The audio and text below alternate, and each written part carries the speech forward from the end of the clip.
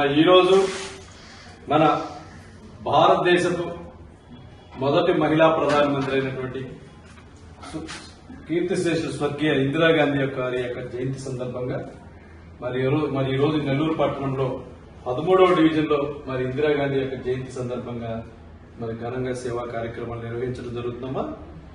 ఇందిరాగాంధీ గారు అనేక సంస్కరణలను తీసుకురావడం జరిగింది.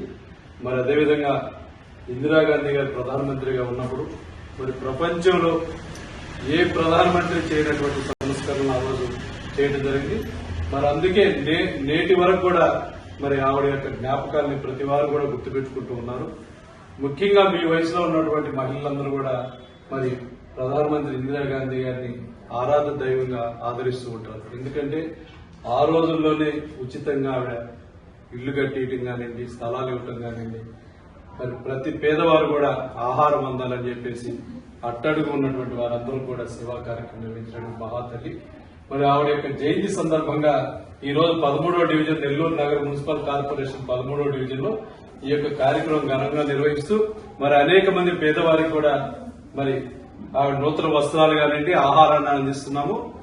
కాబట్టి ఇందిరాగాంధీని ప్రతి ఒక్కరు కూడా గుర్తించుకోవాలి. ఆవిడ యొక్క సేవలను ప్రతి వారు కూడా కొనియాడాలి.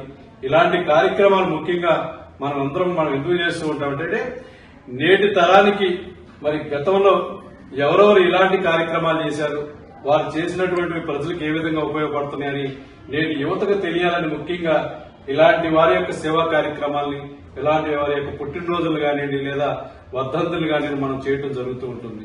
కాబట్టి నేటి యువత ఇలాంటి వారిని ఆదర్శంగా తీసుకుని వీరు కూడా ధైర్యంగా ముందుకొచ్చి ప్రతి వారు కూడా స్వతంత్రంగా తమ కాళ్ల మీద నిలబడాలని సందర్భంగా తెలియజేస్తూ ముఖ్యంగా మహిళలు